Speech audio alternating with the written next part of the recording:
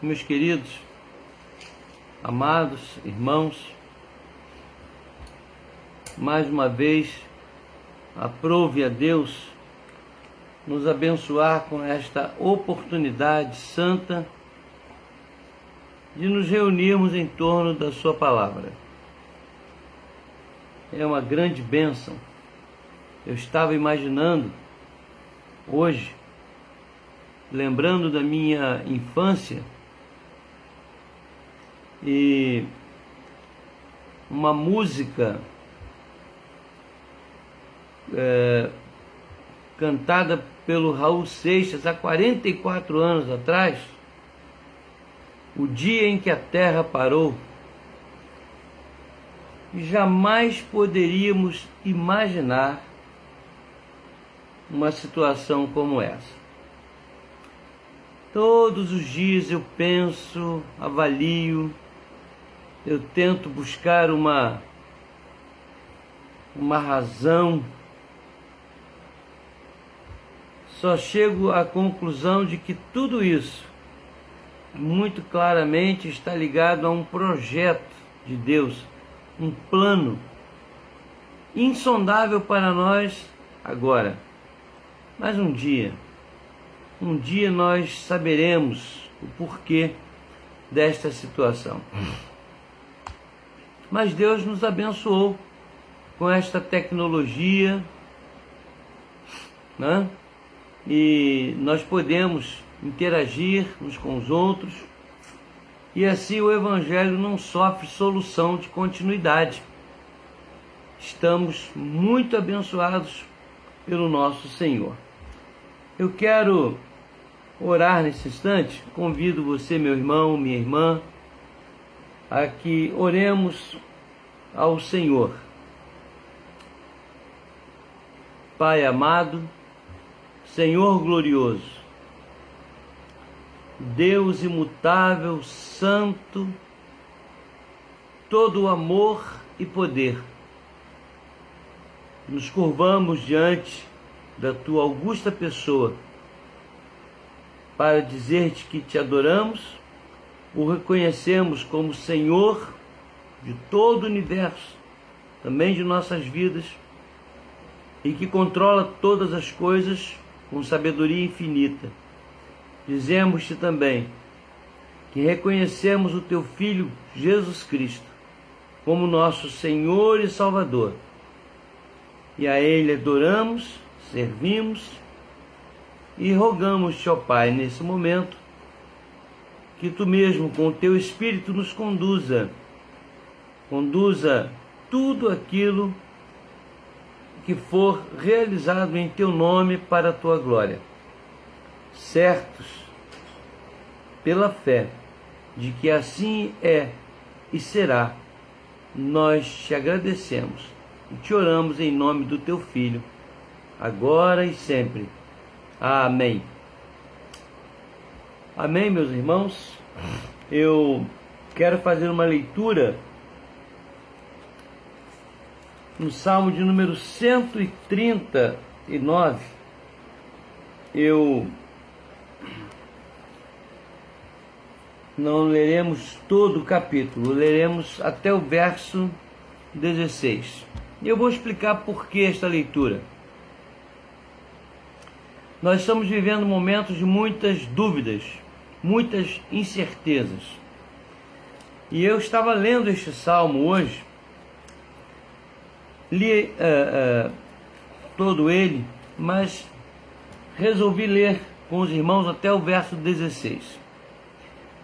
Na hora em que a dúvida assaltar seu coração, na hora que a situação estiver pesada, na hora em que o inimigo forçar para tirar o foco de nossas vidas, foco que está direcionado para a palavra, para o nosso Deus, lembre desse salmo.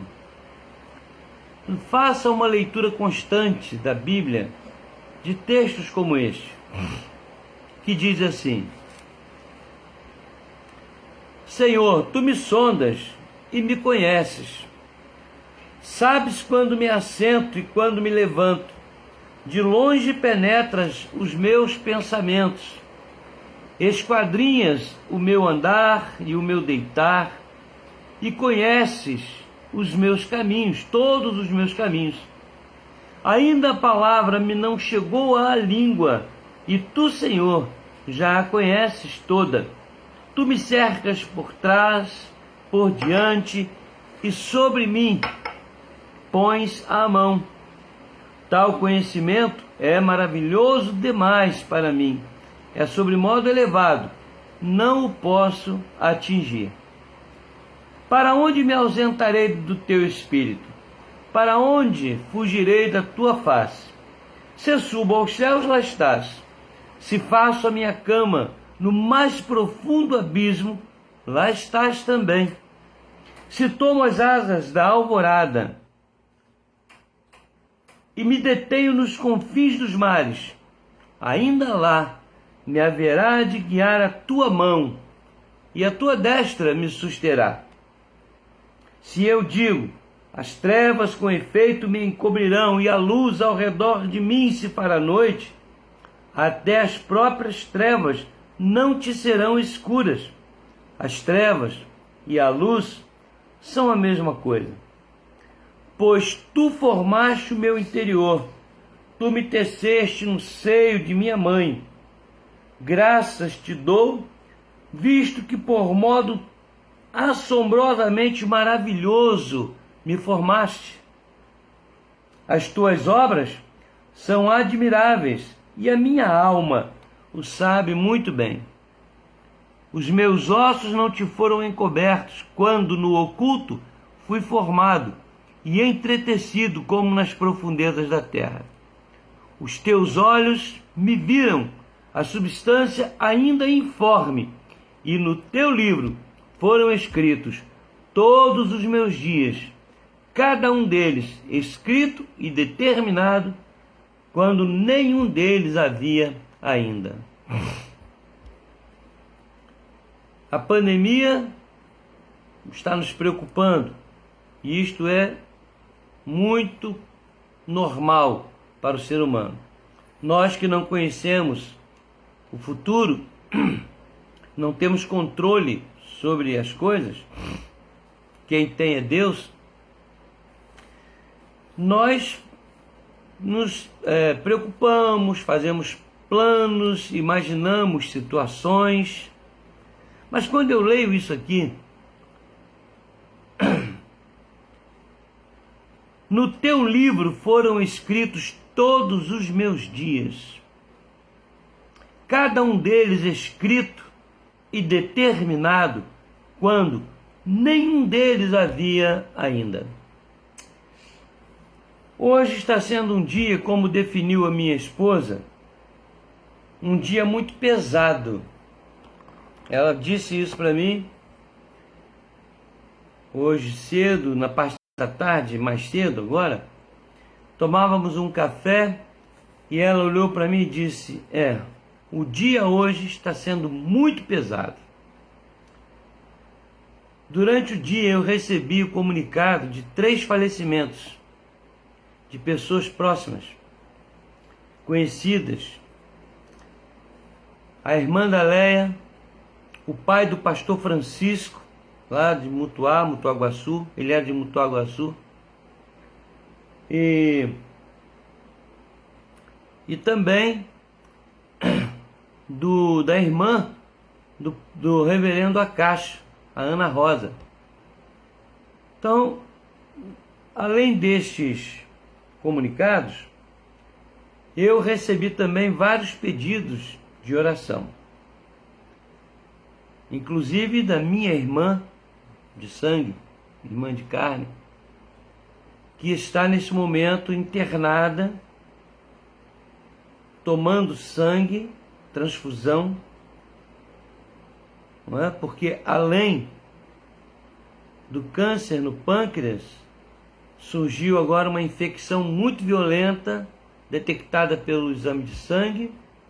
Estão buscando as causas disso. Enfim, eu não vou falar muito sobre esses assuntos, mas tem muito mais, muito mais. Um dia pesado. mas esse dia estava escrito na eternidade por nosso Deus, Senhor de todas as coisas. Portanto, meu irmão, minha irmã, não se assuste não. Não se desespere. Fique tranquilo, fique tranquila. Estamos falando sobre a volta de Cristo, baseado na segunda carta de Paulo aos Tessalonicenses. Vamos conversar um pouco mais sobre isso hoje. Semana que vem falaremos de outro assunto, mas hoje eu ainda quero falar sobre isso.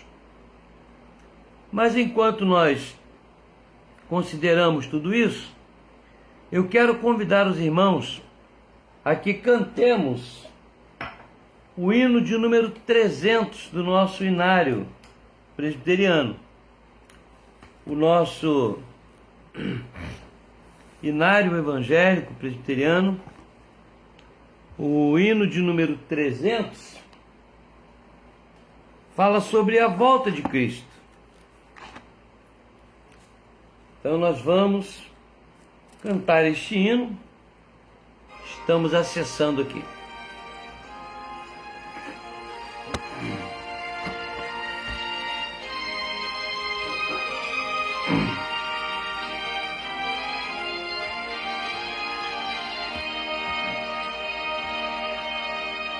Para resgatar a igreja, grande preço Cristo deu. Não foi ouro nem foi prata, foi seu sangue que verteu. Grande foi o teu amor, que na cruz assim mostraste. Para meus grilhos partires, tua vida não poupaste. Pois agora que sou tua, não te quero mais perder. E com gratidão servindo, quero só por ti viver. Grande foi o teu amor, que na cruz assim mostraste. Para teus grilhos partires, tua vida não poupaste. Quero receber teu jugo e em teus passos caminhar.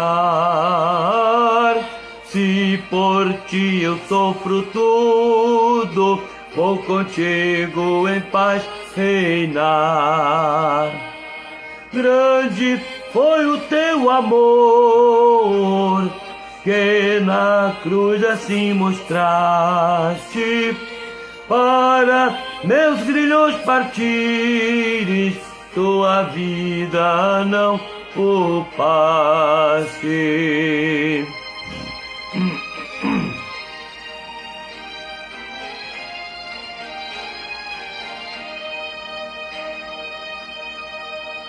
Eis que estou aqui na terra, esperando teu voltar. Vem buscar a tua igreja, vem, Senhor, e sem tardar. Grande foi o teu amor, que na cruz assim mostraste. Para meus grilhos partires, tua vida não poupaste.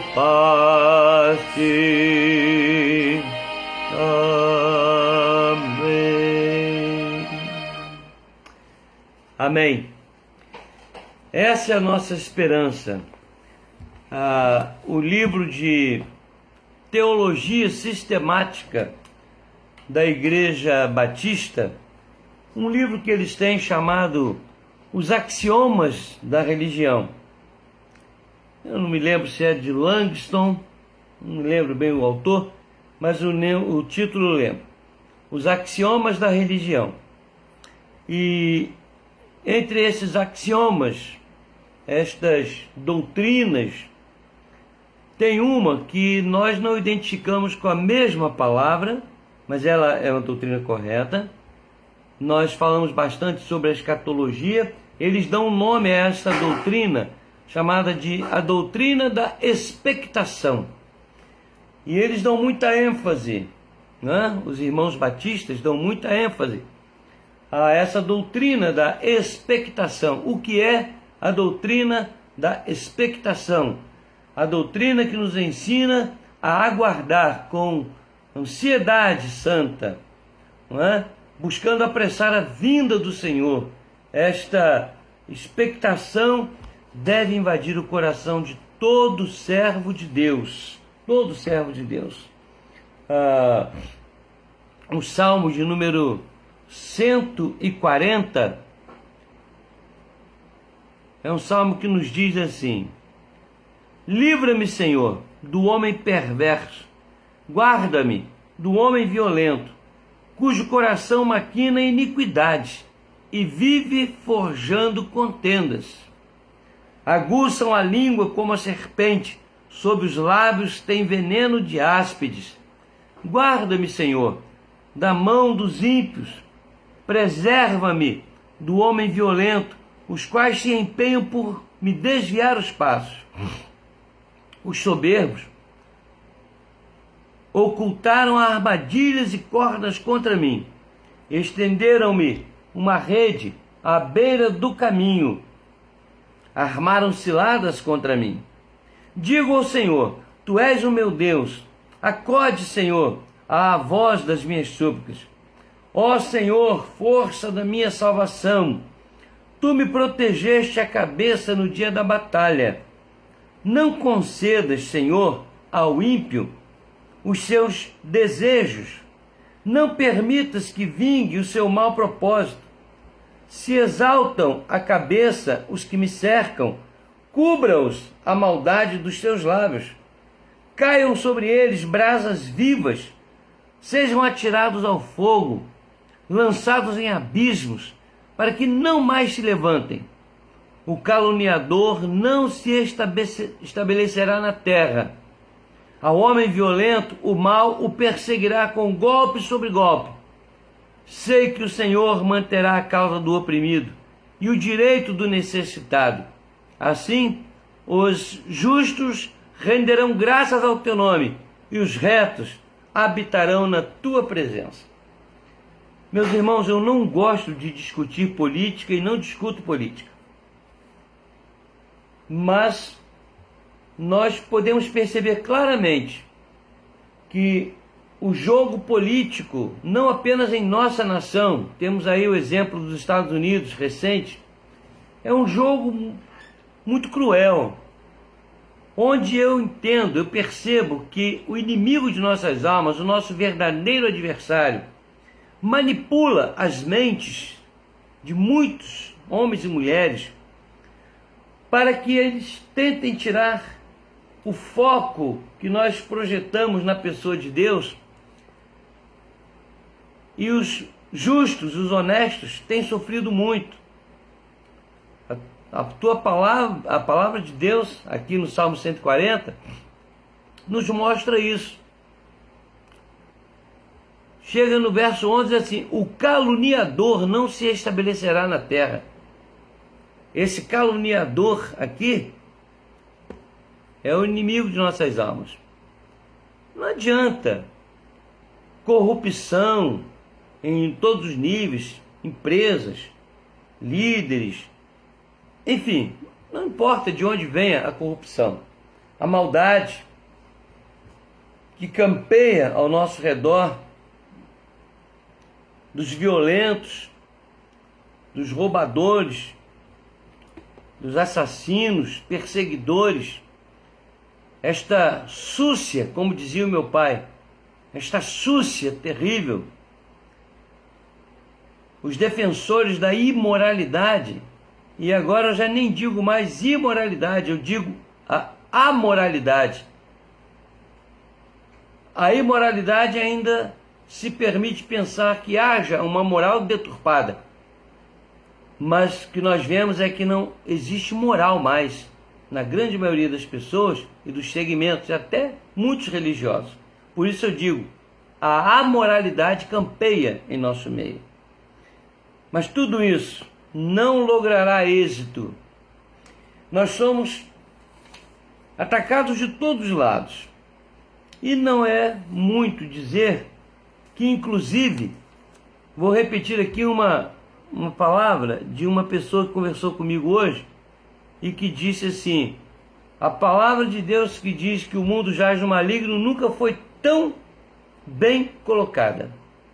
A impressão que nos dá, disse essa pessoa, pastor, a impressão que nos dá é que Deus livrou o diabo, falou assim: pode fazer a sua farra, vai lá, faz, você está liberado para fazer. Bom, de qualquer maneira, nós, os servos de Deus, não precisamos nos preocupar com isso. Lemos o Salmo 139 e lemos aqui o Salmo 140, e nós não podemos duvidar de que Deus está conosco. Eu quero passar para os irmãos agora alguns pedidos, e depois desses pedidos eu quero cantar o hino de número 199. Desculpa, 299, não 199, 299. Fortalece tua igreja. Então prestem atenção no que eu disse no início, que agora eu vou passar para os irmãos. O pastor Acácio, 7 horas da manhã, passou uma mensagem para mim, dizendo que ele estava orando e acreditando que a sua irmã voltaria curada para casa. Agora, tardinha, já prestes ao anoitecer, ele traz um comunicado de que a sua irmã veio a óbito. Nesse momento estão realizando um culto lá em Barra Mansa, Volta Redonda, eu acho, um culto de louvor e adoração a Deus, né? Um culto fúnebre pela vida da nossa irmã Ana Rosa. A irmã Leia, hoje bem cedo, nos passou a notícia de que a sua irmã, a Santília, por quem nós vínhamos orando, também faleceu. Ela viajou com o Zé Luiz. Se eu pudesse, eu iria lá também com ela, disse isso, mas não é possível. Então, vamos orar também em favor da irmã Leia. O pastor Francisco também perdeu seu pai, presbítero emérito da igreja de Mutuá, Guaçu. Ele é pastor da igreja de Mutuá. Então vamos orar também em favor da família do presbítero Francisco, que o pai recolheu para a glória hoje, no meio do dia. A minha irmã Eliazir, como eu já disse, está internada no Hospital Geral, Colubandê. Ela passou muito mal, a pressão quase zerou ao meio-dia.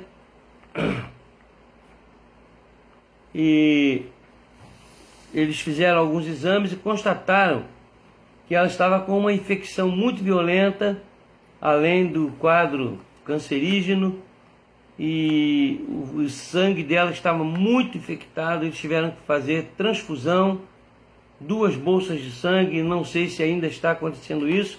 Ela não pode ter visita, acompanhante, nada disso, mas os filhos estão alertas para passar qualquer notícia para nós. O nosso irmão Ezequias, até a parte da tarde, estava aguardando um leito no Che Guevara, no hospital aqui, que está tratando só de pessoas com Covid.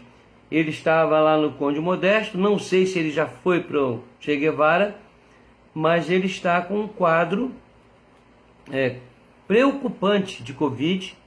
A informação que eu obtive é que ele já estava hoje à tarde com 50% do seu pulmão comprometido.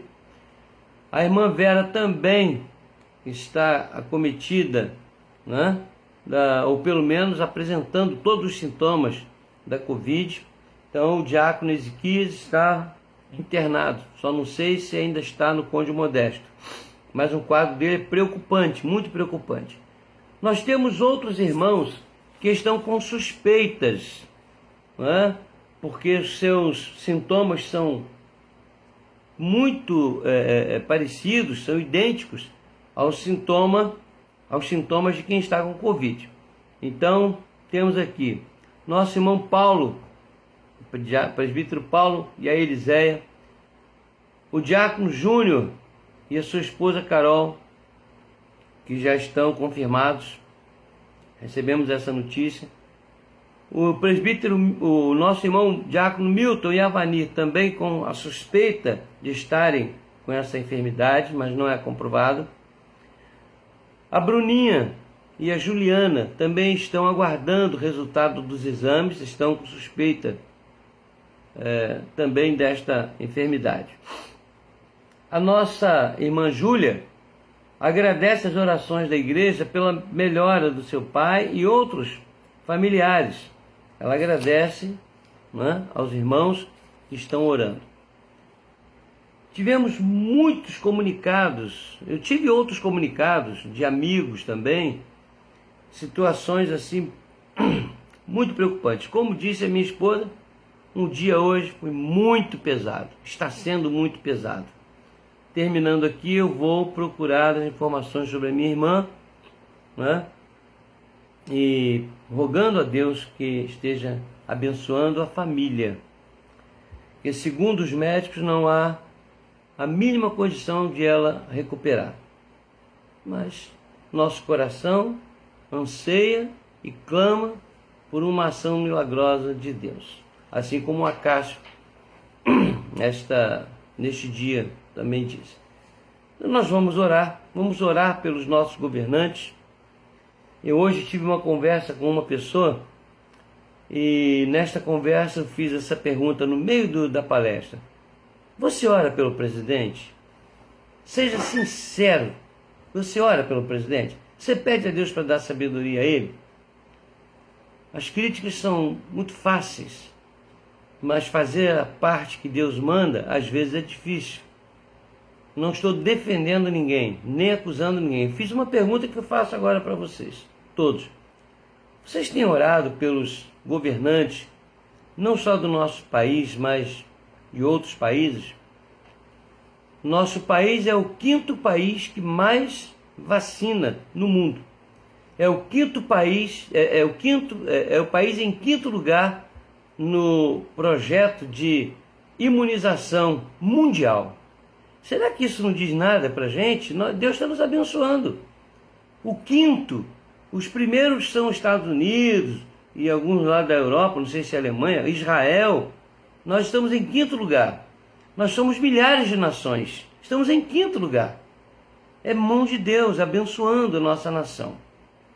Não estou pensando em governante, nada disso. Não. Vamos continuar orando para que tenhamos estas notícias boas, não só para nós, mas para o resto do mundo, as outras nações.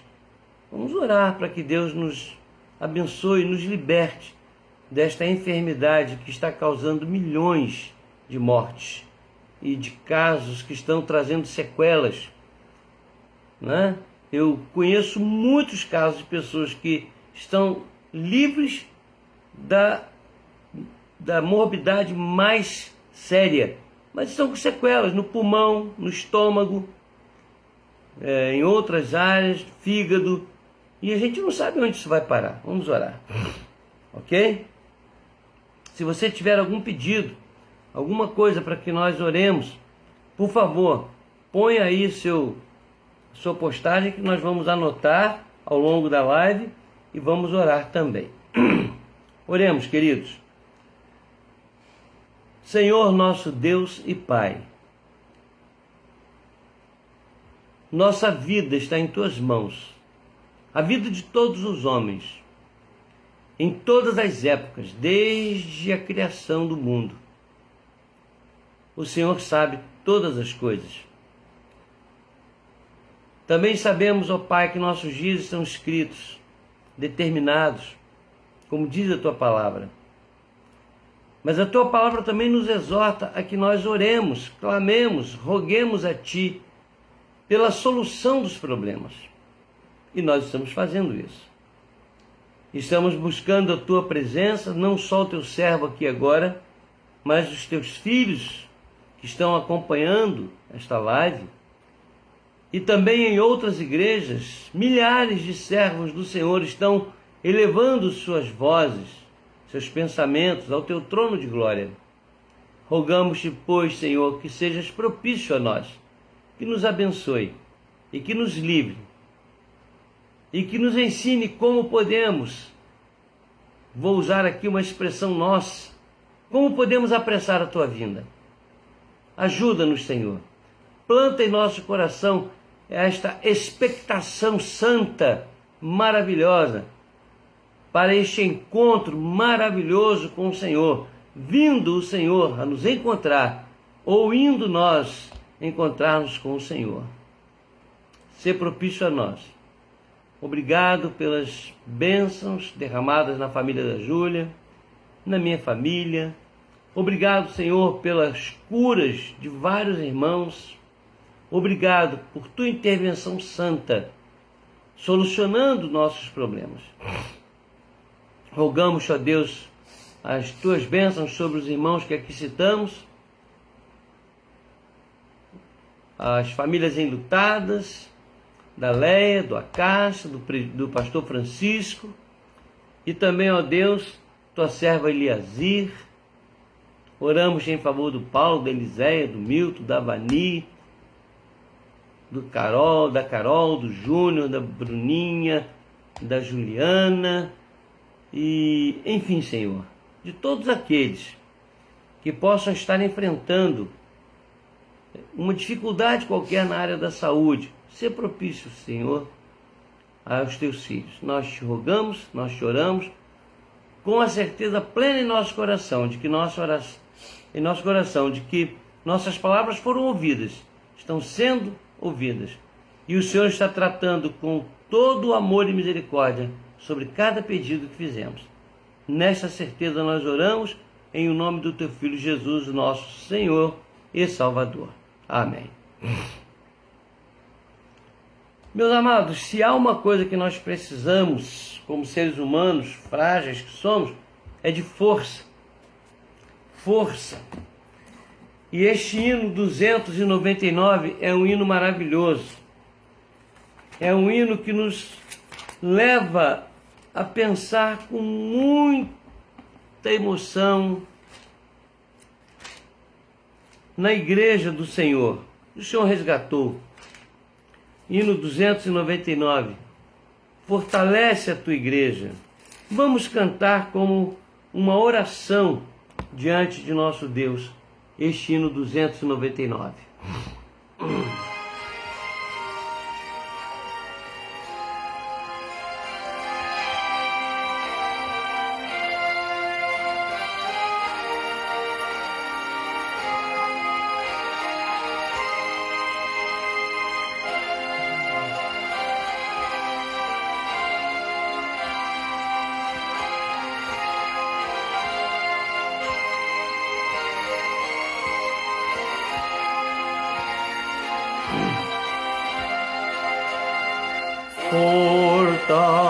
Fortalece a tua igreja, ó bendito Salvador, dá-lhe tua plena graça, ó renova seu vigor,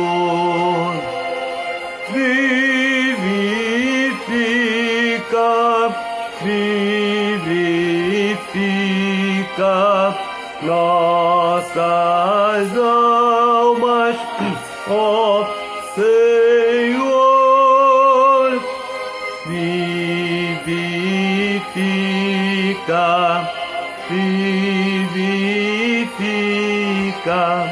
nossas almas, ó Senhor. Amém.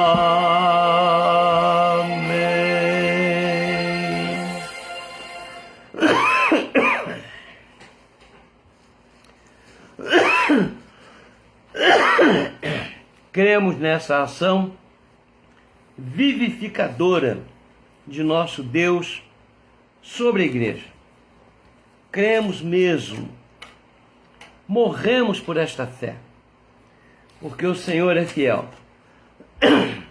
Meus amados, eu quero dar uma continuidade aqui ao nosso assunto. Hoje nós encerramos esse raciocínio. Nós começamos no dia 11 de março a falar sobre algumas coisas que nós precisamos saber. Perdão. Sobre a segunda vinda de Cristo. Eu vou apenas citar os pontos básicos, não vou discuti-los mais. Precisamos saber que a vinda de Cristo é certa, só não sabemos o dia.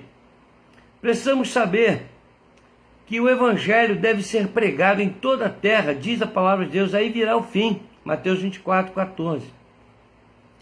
Precisamos saber que o iníquo, o mentiroso, que nós lemos aqui, né, o caluniador, ele precederá a segunda vinda. Foi o que eu falei com essa pessoa que disse: pastor, parece que Deus disse para Satanás, você está liberado, pode começar a fazer a sua farra, seus dias estão contados. E essa ação maligna que nós estamos percebendo no mundo é um preâmbulo para a vinda de Cristo. Precisamos saber, como eu li lá na segunda epístola de Pedro, capítulo 3, que nós precisamos estar preparados, muito preparados. Diz o texto lá: que pessoas vos convencerem em santo trato e piedade, sabendo que os elementos ardendo se fundirão, tudo se arderá, e aquilo que existe será totalmente exterminado. Por que agora? Sabendo disso, que pessoas vocês precisam ser ou buscar ser? No dia 18, perdão, irmãos, no dia 18, nós continuamos considerando, na segunda epístola de Paulo aos Tessalonicenses, dizendo que nós precisamos também entender sobre o que é o pleroma, a plenitude dos tempos, assim como Jesus veio na plenitude dos tempos, sua segunda vinda também. E o que a gente percebe é que, humanamente falando aqui, avaliando, não tem mais nada para acontecer.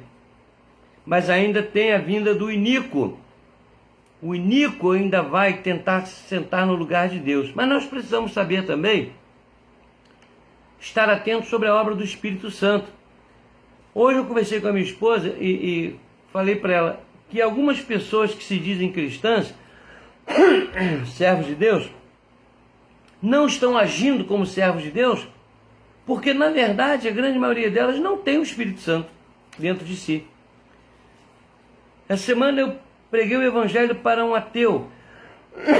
Ele deixou eu falar. Eu falei: meu filho, você diz que não crê em Deus porque o Espírito Santo ainda não fez a obra em você. Que a Bíblia diz que o Espírito Santo convence o homem do pecado, da justiça e do juízo. Aí ele disse assim: mas a mim não convenceu ainda. Eu falei assim: mas vai convencer. Você não vai morrer antes que o Espírito lhe convença do que é o pecado, a justiça e o juízo. Pecado é que todos são falhos. Justiça é porque Jesus veio para resgatar aquele que crê nele. E juízo é a condenação para quem não crê e a salvação para quem crê. E ele ficou meio assim abalado. Mas nós precisamos saber uma coisa, que nós não seremos julgados. Tem muito crente que tem medo da vinda de Jesus. E tudo que eu fiz, tudo que eu falei, a Bíblia diz que toda palavra frívola que sai de nossa boca, nós vamos dar conta. Mas a palavra frívola, cabe aqui um estudo para dizer o que seja isso. Na verdade, se nós formos lavados e regenerados pelo sangue de Cristo, nós não vamos ser julgados de jeito nenhum. E nem seguimos também aqui a doutrina dos adventistas da aniquilação. Se você cumpre tudo que eles dizem, você vai viver eternamente ao lado de Deus e ao lado de Cristo, que eles consideram criatura. E quem não estiver assim vai ser aniquilado, não vai ter culpa nenhuma, vai simplesmente desaparecer. Não é nada disso. Precisamos saber que as portas do inferno, está lá em Mateus 16, 18, não prevalecerão contra a igreja. Então fica tranquilo, irmão. Fica tranquila, irmã. Anseie pela vinda de Cristo, o resgate da igreja, você é igreja. Fique tranquilo, você não vai ser julgado. O inferno não vai prevalecer contra você. Pelo contrário, Jesus vai julgar esse mundo com a ajuda dos seus. Não com a ajuda, é uma palavra nossa que nós usamos, mas com a concorrência dos seus eleitos.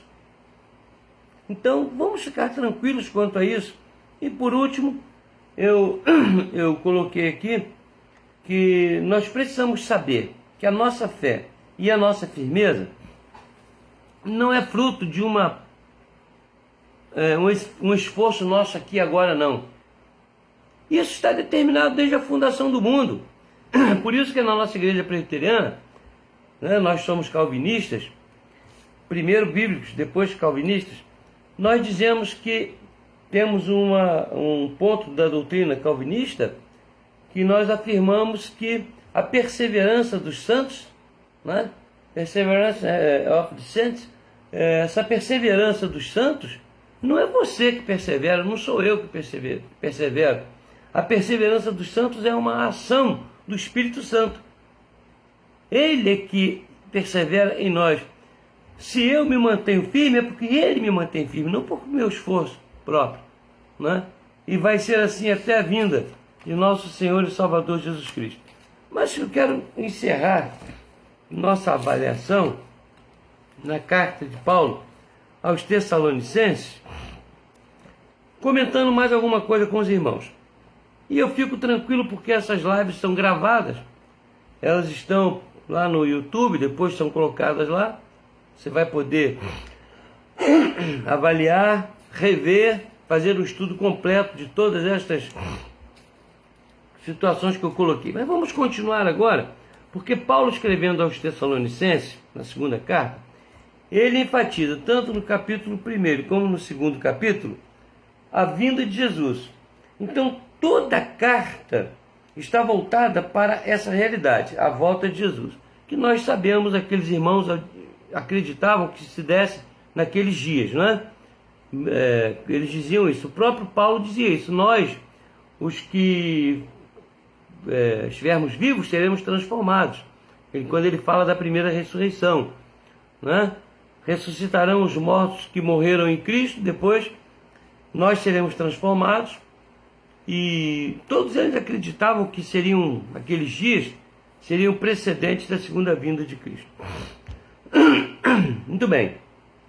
O capítulo 3, que é o último capítulo da segunda epístola aos Tessalonicenses, também está atrelada à segunda vinda.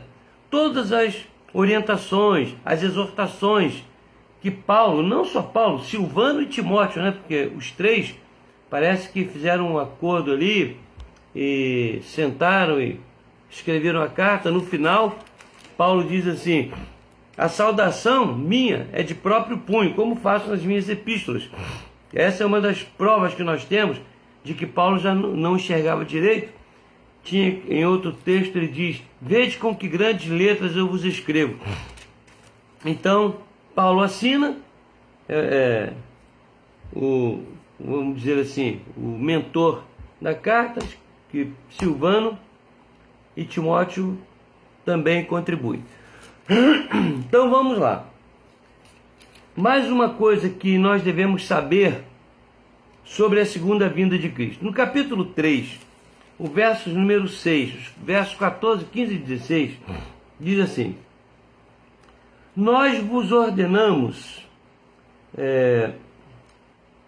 irmãos, em nome do Senhor Jesus Cristo, que vos aparteis de todo irmão que ande desordenadamente e não segundo a tradição de que nós recebemos, ou de que de nós recebestes, melhor dizendo. Nós vamos ver no verso 14, 15 e 16 que Paulo não está falando para considerarmos essas pessoas nossos inimigos, tá? Olha o que diz aqui, ó: e vós, irmãos, não vos canseis de fazer o bem. Caso alguém não preste obediência à nossa palavra, dada por esta epístola, notai-o nem vos associeis com ele para que fique envergonhado. Todavia, não o considereis por inimigo, mas adverti-o como irmão.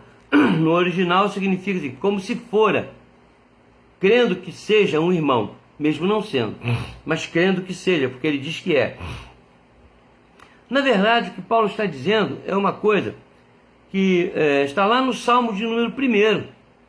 Lá no Salmo 1, o Senhor já nos exorta a que nós tomemos muito cuidado com quem andamos. E já no final dos tempos, nós não podemos perder tempo. Hoje eu ouvi alguém falando uma frase assim. Alguém disse que falou sobre um determinado assunto com alguém. Aí o terceiro interlocutor que estava comigo disse assim: não adianta jogar pérolas aos porcos. E é verdade, irmãos, quando nós já estamos tão próximos da vinda de Jesus, Paulo faz essa exortação: escolha bem com quem você está andando. Meu pai e minha mãe sempre usaram frases de efeito. Dizia assim: diz-me com quem andas e eu te direi quem és. Outra frase: pelo andar da carruagem você sabe quem vem dentro. São frases que não são discriminatórias, nem julgadoras. Mas, gente, é muito evidente. Quando uma pessoa age de uma determinada forma, fica evidente suas ideologias, seus raciocínios, seus pensamentos, suas posições religiosas e ideológicas em geral. Então, o que Paulo está dizendo, e aqui o Espírito Santo está dizendo para nós: olha, Jesus está às portas. Não perca tempo com quem não lhe dá atenção. Aqui na minha igreja, na igreja que eu pastorei, uma vez alguém disse para mim assim: pastor, o senhor não quer repensar essa posição do senhor? Eu falei assim: qual posição, meu irmão? O senhor diz sempre aí que o cabra que abandona a igreja, o senhor não vai atrás. Eu não vou, não. Se você me mostrar Jesus correndo atrás de alguém, me mostra que eu vou mudar de opinião. Me mostra o pai do filho pródigo correndo atrás do filho. Volta, meu filho, vem cá, meu filho não sai de casa não. Volta para casa, meu filho. Você vê? Você não vê. Você vê Jesus insistindo com alguém para segui-lo? Ele dizia: larga o que está fazendo e vem. Eu nunca vi Jesus repetir: ô Pedro, eu já chamei, vem Pedro. Mateus, já falei com você, vem Mateus, sai daí da coletoria. Nunca vi. Nunca vi, nunca ouvi, nunca li nada disso. Porque, meus irmãos, se alguém quer vir conosco, que venha. Se não quer, ele que vai ser convencido pelo Espírito Santo, porque eu, homem, não convenço ninguém. Foi outra frase que eu ouvi hoje, numa conversa. Hoje eu conversei muito com muita gente. Assim, eu não convenço ninguém, e nem tenho essa pretensão. Eu digo o que tem que ser dito. E eu falei com esse moço que é ateu, que se diz ateu, e eu falei: eu não acredito em ateu. Aí ele riu aberto. É um moço muito inteligente, um moço culto, humanamente falando. E eu disse para ele exatamente isso. Disse: rapaz, eu não vou discutir esse assunto com você, porque você tem uma mente formada em cima disso. Nós vamos ficar aqui igual dois bobos. Eu creio, eu não creio. Você crê, eu não creio. Eu não creio, você crê. Bobagem, não vai levar a nada. Faz o seguinte: eu quero só te falar uma coisa. Deus existe, Jesus é filho dele, veio para nos salvar. Quem crê está salvo, quem não crê está condenado. Você crê? Aí ele falou assim: não. Aí eu falei, brincando com ele, é íntimo, eu falei: tu tá ferrado. Você tá ferrado. Falei com ele, ele riu a beça. Falei: não, não ri não, eu estou falando sério. Enquanto você não aceitar a Cristo, meu irmão, você está queimado, meu amigo. Aí ele riu a beça, aí eu fiz uma profecia. Eu disse: olha, eu vou fazer uma profecia para a sua vida. Pode fazer a sua feitiçaria aí. Eu falei: tá bom, vou fazer. Presta atenção. Você disse que você não crê. Eu vou te dar 3 meses. Dentro de 3 meses, Deus vai se manifestar na sua vida de uma maneira que você não vai ter como duvidar da existência dele. Ah, você está dizendo que eu vou morrer? Eu disse: não, eu não estou dizendo. Pode ser uma coisa. Quem sabe Deus tira a sua vida, você vai diante dele e fala assim: aqui o Ronaldo falou que eu existia. Olha eu aqui. E que se você não cresce, você ia para o inferno. Então, tchau. E olha, tem um texto na Bíblia, mas eu não acredito na Bíblia. Não tem problema. Tem um texto na Bíblia que diz do rico e do Lázaro. Um queria passar para lá, não podia. Outro queria passar para cá, não podia. Então, meu amigo, não tem. E se você não resolver a sua vida nesses 3 meses, Deus vai te provar. Não sei como, mas eu sou um servo do Senhor e Deus não vai me envergonhar. Aí ele riu, a beça saiu brincando e tal. É quase parente meu, é achegado da nossa família. Gosto muito dele, respeito a sua inteligência, mas eu não vou discutir com você, cara. Ou você crê ou você não crê. Agora, você desafiou Deus. Você disse que Deus não convence, nada te convence, né? Mas vai convencer. Pode esperar que Deus vai te convencer. Tem 3 meses para você. Aí ele saiu meio apavorado. Escreve isso aí. Eu falei, tá legal, vou escrever. Diz o dia e a hora. Tá bom. Guarda com vocês aí. Irmãos, a verdade é que nós não podemos perder tempo com quem não quer. Nós não podemos perder tempo com pessoas que conhecem o Evangelho, mas que não seguem as orientações do Evangelho, que nós, pela igreja, orientamos com tanta fidelidade. Aí o camarada lá não quer, não está nem aí, você vai ficar andando atrás dele? Não. Agora, se ele se arrepender e realmente quiser andar nos caminhos do Senhor, ouvindo a minha exortação, como diz aqui no verso 16, não o considereis por inimigo, mas adverti-o como irmão. Não é? Aqui não está declarando que todos esses contrários são irmãos. É uma palavra, não é irônica também, mas é uma expressão retórica. Faça como se estivesse fazendo a um irmão, com amor, com carinho, né? Com sabedoria, mas não se associe. E diz aqui no verso 6, ande,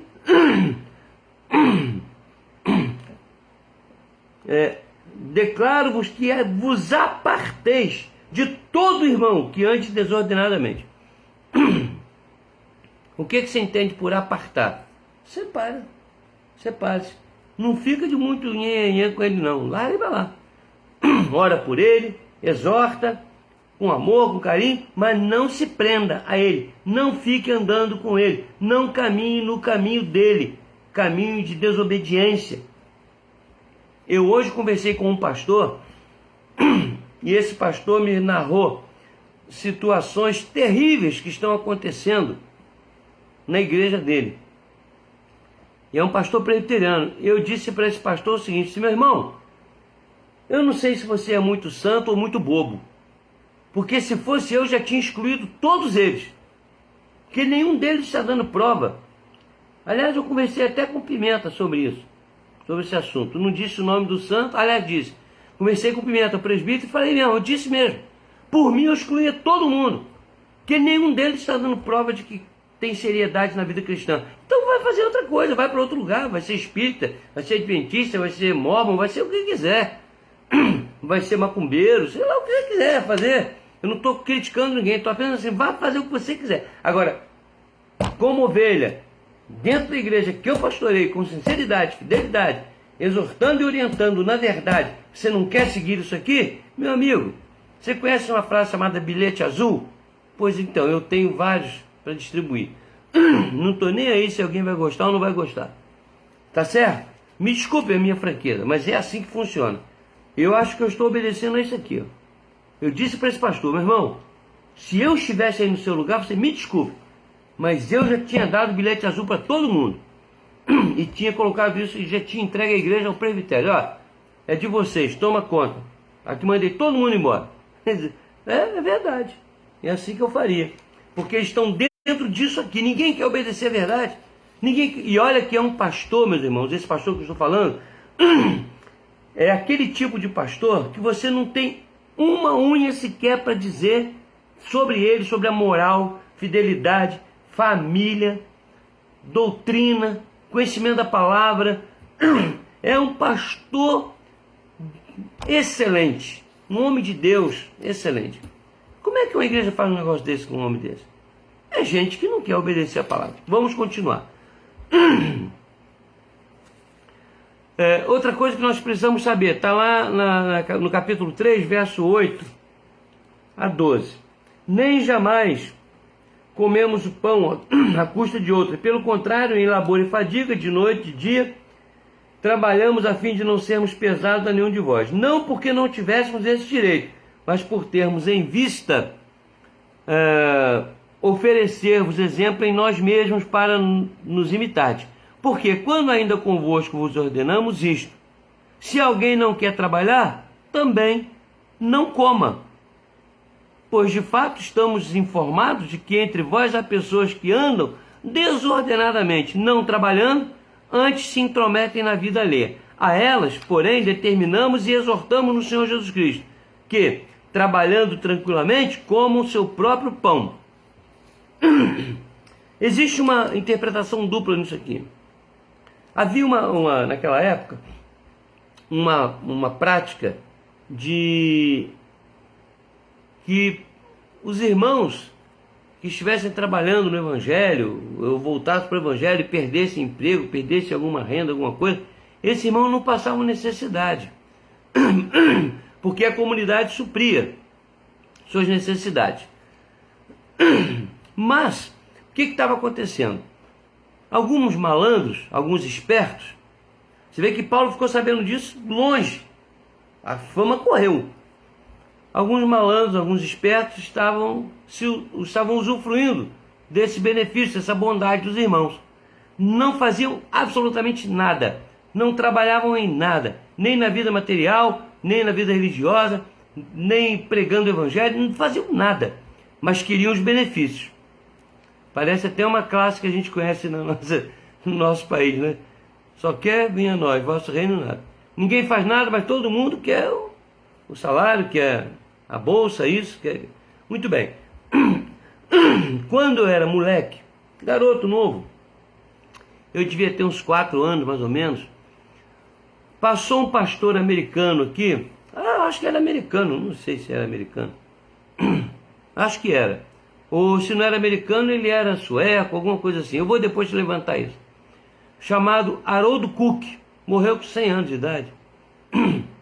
Morreu velho. Ele passou aqui porque ele fez um trabalho, pasmem os irmãos, na congregação de Tribobó. Onde é a igreja de Tribobó hoje, era uma congregaçãozinha que não dava 1/3 do tamanho daquela. Era uma bem pequenininha, cabia umas 40 pessoas no máximo. Talvez nem isso. Aí ele passou lá, e ele espalmou a mão assim, e ele falava com sotaque carregado. Aí ele dizia assim, falando sobre esse assunto, sobre os malandros na igreja. Eu era moleque, mas eu lembro. Ele falava assim, quem não trabalha, não come. Era assim que ele falava. Um português bem esquisito, misturado com quem não trabalha, não come. Ele falava assim. E ele baixou o pau. E muito correto. Eu era moleque, mas eu entendi. Então, quem não trabalha não tem direito de comer. Não tem direito de usufruir. Quando eu estava fazendo essa mensagem aqui, eu me lembrei daquelas pessoas que gostam de ficar na igreja, mas não participam de nada na igreja. Não faz nada na igreja, não evangeliza, não participa, tem atividade, não vai, tem reuniões fora, não vai, não dão oferta, não dão dízimo, não dão nada, mas querem os benefícios. E são as primeiras pessoas a correrem para pedir oração na igreja. Orem por mim. Igreja, ora por mim. Mas não estão nem aí para o reino de Deus. Então não tem que comer também não. Ah, pastor, essa é uma palavra muito dura. Bom, dura é a palavra de Deus que está aqui. Ó. Quem não trabalha não come. O Harold Cook, famoso, podia falar, eu não posso. Por isso eu falo aqui mesmo para você ouvir. Quem não trabalha não come. Não deve comer. E essa expressão de Paulo aqui no verso 10 é uma expressão que denota trabalhar materialmente e trabalhar espiritualmente, e comer significa comer materialmente e comer também espiritualmente. Aquele que não se esforça, que não trabalha, não vai comer espiritualmente também. Jesus vai voltar e ele vai ficar chupando o dedo. E pensa que só porque está na igreja, Jesus é obrigado a salvá-lo e colocá-lo na Jerusalém Celestial? Pode esquecer. A vinda de Jesus vai fazer muita surpresa, vai trazer muita surpresa para muita gente. Essa turma de malandro que só quer comer, mas não quer trabalhar, eles vão ter muito tempo para trabalhar, sabe onde? No inferno. Me desculpem a dureza da minha palavra, mas é isso mesmo, eu sou um profeta, eu não posso ficar medindo palavra não. Quem gostar, gostou, quem não gostar, prova que eu estou errado, ou mesmo se não quiser provar, sei lá o que faz. Mas eu não vou deixar de falar aquilo que o Espírito Santo me orienta, me ensina, até que alguém me prove que eu esteja errado. Nós devemos saber escolher com quem devemos andar, porque a vinda de Jesus está próxima.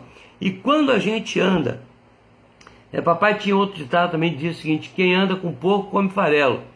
Então, se eu ando com quem não honra a Deus, eu vou para o mesmo lugar que essa pessoa vai. Essa aqui é a verdade, está lá no Salmo 1. Então eu tenho que escolher bem com quem eu estou andando, com quem eu vou andar moralmente, espiritualmente, para que eu não esteja fazendo o jogo do inimigo. Outra coisa é que eu devo saber avaliar, de acordo com o que nós lemos aqui, a relação trabalho-provisão. Está lá em Mateus capítulo 6, quando no texto de Mateus capítulo 6, fala sobre ansiosa solicitude pela vida. Deixa eu ver aqui se eu marquei aqui. Só um instante, irmãos. Mateus 6. 25. Tá aqui, ó. Mateus 6, 25. 24. Mateus 6, verso 25. Por isso vos digo, não andeis ansiosos pela vossa vida, quanto ao que haveis de comer ou beber, nem pelo vosso corpo, quanto ao que haveis de vestir. Não é a vida mais do que o alimento e o corpo mais do que a veste? Observai as aves do céu, não semeiam, não colhem, não ajuntam em celeiros, contudo vosso Pai Celeste as sustenta. Porventura não valeis vós muito mais que o pardal? E tem gente que acha que isso aqui é um incentivo à malandragem. A gente não precisa fazer nada, não. A Bíblia tem outro texto que diz assim: inútil vos será levantar de madrugada, comer o pão que penosamente granjeastes, aos seus ele dá enquanto dorme. Oh, maravilha! Vamos ficar tranquilo que enquanto a gente dorme, o sono da preguiça, Deus vai providenciar para a gente. Lê do engano. Quem gosta dessa frase é meu neto João Pedro. Ele me ouviu falar isso uma vez, gravou e ele gosta de usar isso. Lê do engano. Está totalmente enganado. É um engano total, é um lê do engano. Entendeu? É um engano perigoso. Então, meus queridos, nós precisamos parar um pouquinho e avaliar a nossa relação, o que nós entendemos entre provisão e serviço, provisão e trabalho. Deus não é Deus de malandro. A provisão dele, eu falei isso num culto recente, a provisão dele está intimamente relacionada com a nossa disposição de servir. E nós temos que buscar fazer isso, porque essa provisão não é só material, é provisão espiritual também. E na vinda de Jesus, ele vai dizer assim: vinde benditos de meu Pai, possuí por herança o trono que vos está preparado, não, possui por herança aqui o reino que vos está preparado e tal. Chama-se provisão espiritual. A Bíblia diz que as obras dos santos os seguirão, certo? Seguirão. Então aquilo tudo que nós fazemos pela fé e por amor vai nos seguir. E depois dirá assim: apartai-vos de mim, malditos, para o fogo eterno preparado desde a fundação do mundo, né? Para o diabo e seus anjos. Não, mas peraí, eu falei em línguas, eu curei pessoas, em teu nome eu fiz isso, em teu nome. E Jesus vai dizer assim: não vos conheço, porque fizeram de uma maneira materialística, pragmática apenas. Não fizeram de uma maneira esperançosa, pela fé e obediência à ordem de Deus. Então não vão conseguir nada. A provisão não é só para quem é religioso. A provisão é para aquele que é espiritual. O religioso só não tem salvação. O espiritual, o homem espiritual, a mulher espiritual, esse está salvo. E não adianta querer fazer um monte de coisas acreditando que por obras, a Bíblia diz que não é por obras, é pela fé. A fé nos move à obediência, ao serviço, e isso provê para nós, isso ganha para nós a provisão celestial. Segundo Tessalonicenses, capítulo 3, verso 8 a 12, fala sobre isso. Quem não quiser trabalhar, também não vai comer. Nem adianta querer, não vai comer. Trabalho. Que trabalho, pastor? Trabalho espiritual, trabalho religioso, trabalho sincero. E até também, Paulo utilizando aqui o exemplo do trabalho material, as atividades materiais e a provisão material. Ele relaciona como sendo também algo espiritual. Então esse quem não trabalha não come, vale para tudo, para a vida material e para a vida espiritual. Entendeu? Eu já contei na igreja uma vez a história de um moço, e eu consegui um trabalho para ele na igreja, na zeladoria, e para ganhar 2,5 salários. Ele estava na Rua da Amargura, eu que dava, não era a igreja, não, eu dava cesta básica para ele, todo mês, para ele e para a mãe, que era doente. Aí ele, pastor, arranja para mim um emprego. Aí a zeladora estava doente, se aposentou lá, consegui esse trabalho para ele. Trabalhava só até meio-dia e ganhava 2,5 salários. Trabalhava inclusive no sábado e no domingo, né? Tinha folga no meio de semana, porque a igreja, ele era o zelador. Fazia praticamente nada. Muito bem. Um dia ele chegou para mim e disse assim: eu não quero mais trabalhar não, o senhor pode me mandar embora? 2 anos de trabalho. Falei, por quê? Ah, porque eu arranjei uma namorada, e quando eu disse para ela que eu era zelador, ela falou assim: Deus me livre, eu não quero namorar e casar com zelador não. Aí eu pausa. E aí ele virou-se para mim, o rapaz, e disse isso. Eu falei assim: então você vai ter que pedir demissão, porque eu não vou te mandar embora não, vou gastar muito dinheiro com você à toa. Ele pediu demissão. 3 meses depois bateu na minha porta pedindo uma cesta básica. Eu falei assim: não vou dar não. Aí ele ficou todo choroso e tal. Aí de noite foi na igreja e falou assim, na hora da reunião de oração: eu queria pedir oração para arranjar um emprego para mim, que eu estou desempregado. O senhor ora, pastor? Eu no público eu disse: não vou orar não, meu filho. Por você, por isso eu não oro não. Está doente, alguma outra coisa? Não, é para arranjar um emprego. Senão, por isso eu não vou orar não. Não vou orar porque Deus não é brincadeira. Se você quiser falar com o povo por que eu estou falando isso, você fala. Se você não quiser, eu falo. O que você prefere? Aí ele chorando, eu não quis humilhar ele não. Eu dei uma lição bíblica. Ele meio choroso disse: não, pastor, eu mesmo vou falar, o pastor tem razão. Eu não mereço mesmo não. Aí ele contou a história. Todo mundo ficou escandalizado. Aí depois que eu terminou, eu falei assim: meu filho, você está arrependido? Ele: estou, sim senhor. Tem certeza? Está arrependido? Em nome de Jesus, estou. Vai pegar o emprego que aparecer? Vou, sim senhor. Eu vou orar por você agora. 2 semanas depois, ele recebeu uma bolsa que ele havia pedido há 5 anos atrás, lá na Bolívia. Recebeu uma bolsa para fazer faculdade de medicina. Hoje ele é médico, bem sucedido e tal. E quem garante que não foi aquela chicotada que ele levou naquele dia que o fez mudar de vida? E aí ele, hoje é um médico, mas ele se dedicou. Mas eu fui duro com ele, senão ele não ia aprender a lição. Olha, irmão, quem não trabalha não come, não tem esse negócio.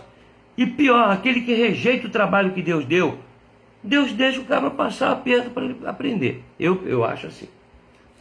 Bom, terceira coisa, devemos saber que o Senhor nos confirmará e guardará do maligno. Isso está lá na 2ª Epístola, capítulo 3, versos de 1 a 3. Diz assim: finalmente, irmãos, orai por nós para que a palavra do Senhor se propague e seja glorificada, como também está acontecendo entre vós, para que sejamos livres dos homens perversos e maus, porque a fé não é de todos. Todavia, o Senhor é fiel, ele vos confirmará e guardará do maligno. Meus irmãos, se eu fosse contar para vocês o número de vezes que o Senhor, e eu lembro e que eu sei, que o Senhor me guardou, me confirmou, me livrando do inimigo, eu ia passar aqui, não é uma noite não, 500 noites, sei lá, contando o que eu sei, fora o que eu não sei. quando Jesus mandou os 70 de 2 em 2 para pregar o Evangelho, quando eles voltaram regozijando. Senhor, que maravilha! Nós fomos sem alforje, sem bolsa, sem nada, como o Senhor mandou. Não faltou nada. Nós pregamos o Evangelho, nós expulsamos demônios, nós curamos pessoas. Jesus olhou para ele e disse assim: mas eu via Satanás caindo sobre vocês como relâmpago. Por que não destruía? Porque Deus estava guardando. E por que você não é destruído também? Por que você logra êxito nas suas empreitadas, na sua vida? Por que você tem emprego? Por que você tem a casa, tem a comida, tem o sustento, tem os irmãos, tem a igreja? Por que você tem todas essas bênçãos que Deus tem lhe dado? Porque Deus é fiel em sua promessa. E ele diz aqui: o Senhor é fiel, ele vos confirmará e guardará do maligno. Então nós devemos ansiar pela volta de Cristo, fazer tudo para que os homens conheçam a Cristo. Devemos tomar cuidado com a nossa vida, mas devemos ficar tranquilos, porque não vai ser pandemia, não vai ser política, não vai ser governante, não vai ser partido, não vai ser inimigo, não vai ser homens ou mulheres, situações, seja aqui no Brasil, seja fora do Brasil, que vai tirar a nossa proteção. Você não sabe, meu irmão, o tanto de gente que, usada pelo maligno, tenta destruir você. Um dia eu acordei lá em Campos, quando eu abri a porta da sala, sabe o que tinha? Minha casa era toda gradeada, muro alto, muito protegida. Sabe o que tinha na porta da minha casa? Um ebó. Você sabe o que é ebó? Um despacho de macumba. Grande. Galinha, farofa, tinha muita coisa. E vela preta, vermelha, tinha aquele troço grande. Gastaram a grana. Aí a menina que trabalhava com a gente, morava em frente à nossa casa. Ninguém viu nada.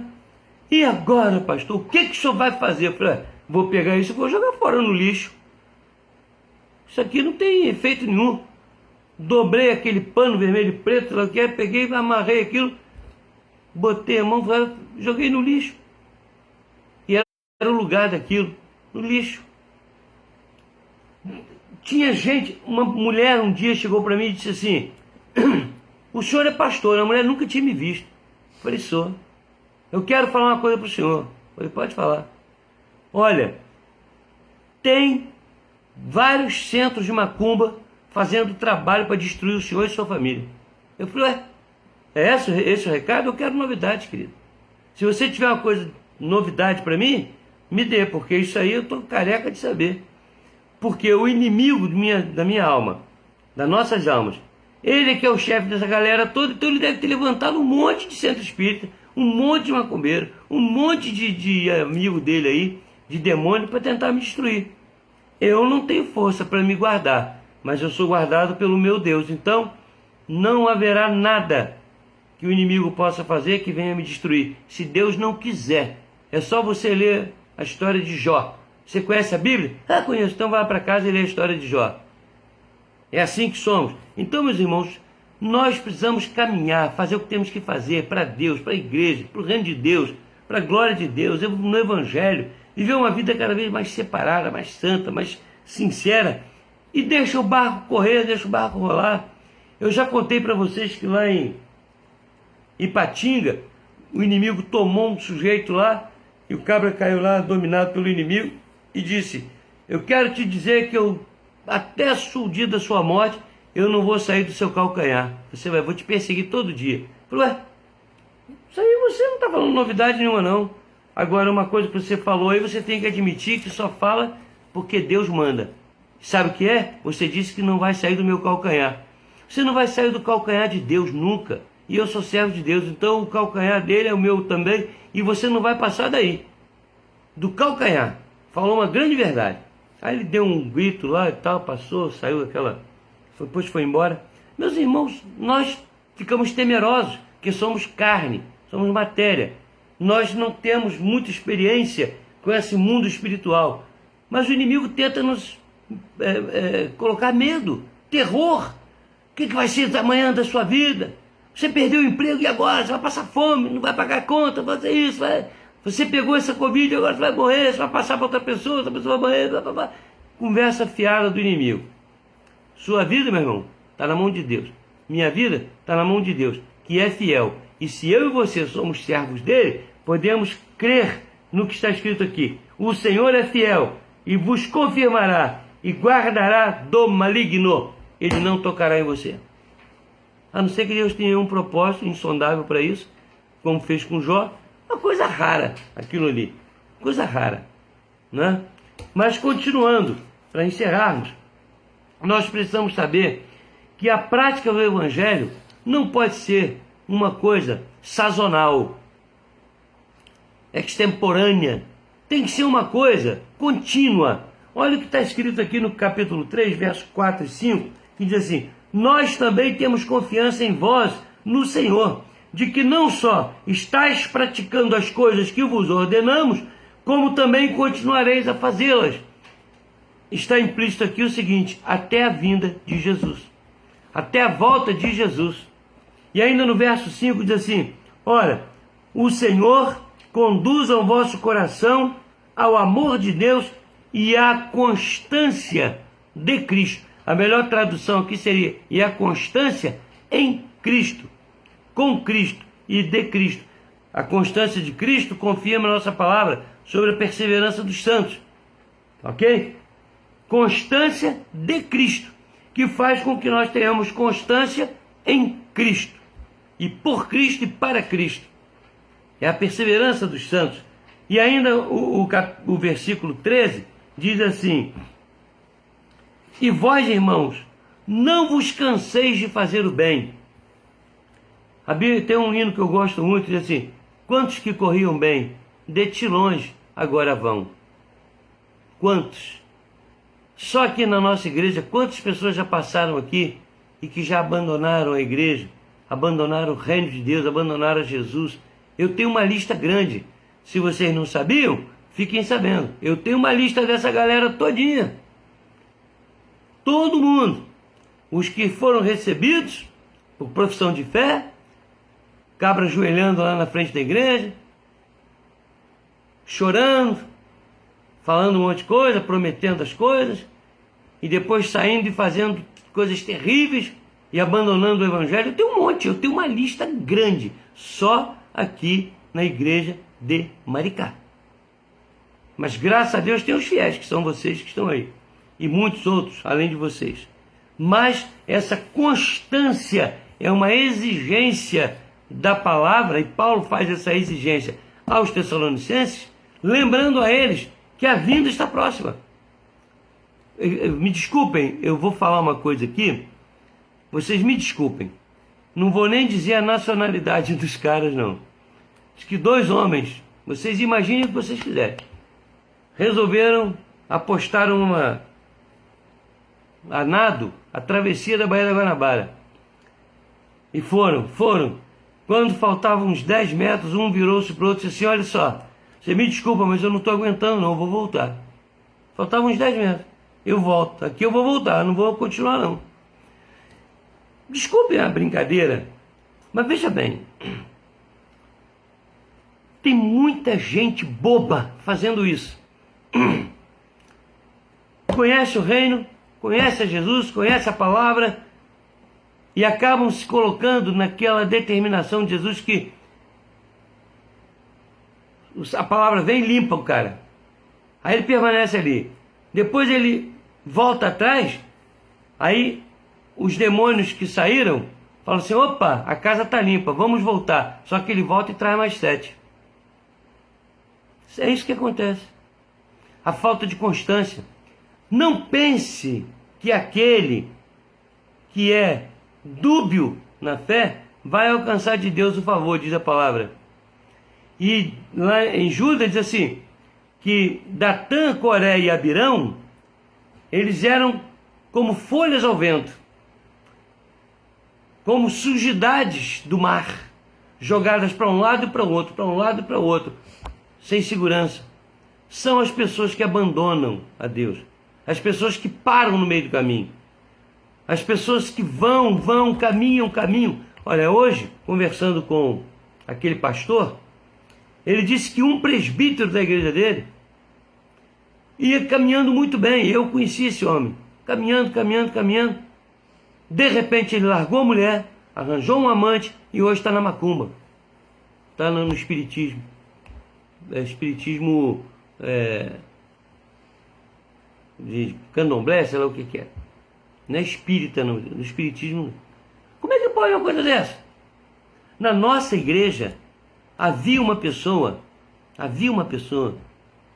quando eu cheguei aqui, que era membro da igreja, depois saiu da igreja, desviou a vida toda e foi parar num centro de macumba também. Eu estou cheio desses exemplos, irmãos, tem muitos. Essa pessoa acha que vai alcançar de Deus alguma coisa? Aquele que não for constante, como está escrito no livro do Apocalipse, aquele que for fiel até a morte, esse vai receber a coroa da vida. Fiel às coisas certas. Não adianta ser fiel às coisas erradas. Quem tem ouvidos, ouça o que o Espírito diz à igreja. Quem for fiel até o fim, esse herda a vida eterna. Então, não é fiel até faltando 10 metros, ou faltando um dia, voltando atrás. Não é como o rei Agripa. Eu acho que foi Agripa, desculpa se eu estiver falhando aqui, que eu não me preparei para falar sobre Agripa. Então eu não lembro. Mas que diz para Paulo expõe o evangelho e ele diz assim: Paulo, por um pouco tu não me persuades a me fazer cristão. Aí Paulo diz assim: quem me dera, ó rei, que por um pouco ou por muito todos viessem a entender e aceitar. Olha o que o cabra falou: por um pouquinho, faltou um pouquinho, faltou uma unha, mas faltou. Para onde ele foi? Foi para o inferno. E para onde vai todo aquele que pensa que vai, chega lá no finalzinho faltando um pouquinho? Mas eu fiz tanto, eu operei, fui tão operoso, nunca deixei de dar o dízimo, nunca deixei de ir na igreja, não faltei um domingo, não fiz isso, não fiz aquilo. Mas lá no canto do coração, um momento, revelou falta de fé e falta de submissão. Não vai adiantar de nada. Tudo que ele pensou que fez para o Senhor, por que não fez?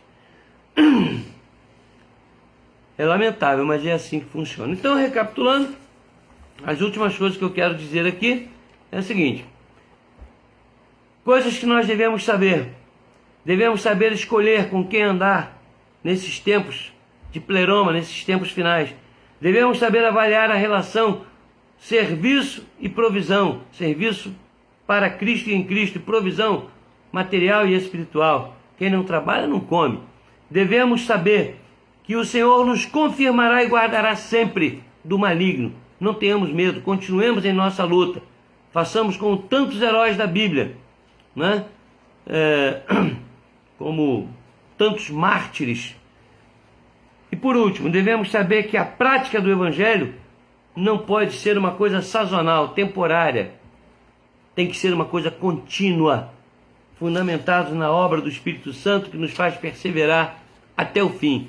Mas exige de nós firmeza e concorrência, exige de nós uma disposição real, que nós carreguemos até o último momento de nossa vida. E ali receberemos a coroa da vida. Meus irmãos, na semana seguinte, nós vamos entrar com um outro assunto, ok? E você depois poderá consultar essa live e com calma anotar os textos, anotar as divisões, fazer aí o seu trabalho. Nós temos aí, para que vocês tenham uma ideia, nessas 3 semanas, 1, 2, 3, 4, 5, 6, 7, 8, 9, 10, 11, 12, 13, 14 propostas que nos levam a entender melhor nosso papel no mundo enquanto Jesus não vem, apressando a sua vinda. 14. Faça esse exercício, busque as lives antigas e faça esse exercício aí. Eu quero agradecer aqui o nosso primo Edmilson, né? Passou uma live pra gente, lá pra Joelisa, viu? Mas eu tomei como pra mim também, ô Edmilson. Muito obrigado. O Leonardo Nascimento também, né? E tantos outros irmãos que estão nos assistindo. Estou vendo aqui o Zé Nazaré e os outros que eu fui vendo, mas não gravei todo mundo, tá? Eu quero passar um aviso para a igreja e para quem mais se interessar esteja aí, quem sabe, pensando em participar da nossa live no domingo. Então deixa eu explicar uma coisa. A nossa cidade aqui voltou para um estado de bandeira laranja, e mesmo que o prefeito tenha permitido que as igrejas consideradas como serviço essencial possam abrir com um limite máximo de 30 pessoas, observando todos os protocolos, o conselho da nossa igreja entendeu que seria muito mais sábio que nós esperássemos os 2 últimos domingos, né, para ver em que situação ficará a nossa cidade. Nós tínhamos anunciado que faríamos a ceia nos 4 primeiros domingos em que estivéssemos com a igreja aberta.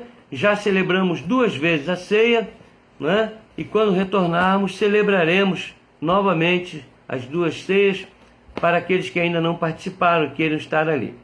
Não haverá culto no domingo presencial e não será transmitido também pelo YouTube, tá? Como nós vínhamos fazendo. Será transmitido aqui do meu estúdio, da minha casa. Eu montei um estúdio aqui, simples, mas está montado. Será transmitido pelo Facebook. Então, quem quiser assistir o culto e quiser oferecer para amigos e tudo, orientem sobre isso. Igreja Presbiteriana de Maricá, pelo Facebook, 19h30, o culto passará a ser transmitido. Aliás, é uma coisa que eu queria dizer para os irmãos. Todos nós que estamos aqui, vamos fazer uma propaganda. Não é para ter audiência, não. É para evangelizar. Para amigos, parentes. Olha, clique lá, domingo, 19h30, no Facebook, na Igreja Presbiteriana de Maricá, participe conosco. É uma bênção e tal. Faça seu pedido de oração, esteja conosco, adore a Deus. Independente de serem evangélicos ou não, não importa. É um convite para que nós tenhamos um congraçamento cada vez maior. Tenho certeza que isso vai redundar em glórias para Deus, bênçãos para nós também, ok? Então, meus irmãos, na terça-feira nós teremos a reunião de oração às 17 horas. Convidamos a todos a que participem através do Team Link. A mesma coisa, se você não precisa deixar apenas a igreja participar. Oriente amigos, divulgue o Team Link, o link do Team Link, para que várias pessoas possam participar conosco na reunião de oração, né? E também na quarta-feira, às 14 horas, a mesma coisa para a reunião das mulheres. Não fiquem só entre vocês, divulguem, né? Convidem para participar dessa reunião que tem sido uma grande bênção. Na quinta-feira, tá? Às 19h30, novamente pelo Facebook, estaremos aqui com o nosso estudo bíblico. E no domingo, às 9 horas da manhã, pelo Team Link, aliás, às 9 horas da manhã, sim, pelo Team Link, nós vamos transmitir a nossa escola dominical, e à noite, pelo Facebook, o culto vespertino. Eu quero agradecer também aqui a Maísa Lima Jimenez. Provavelmente deve ser parente da Bruna ou do Diego, né? Acredito eu, deve ser, tá? Mas se não for, é porque eles têm o mesmo sobrenome, então possivelmente seja. De qualquer maneira, espero que todos tenham uma boa noite.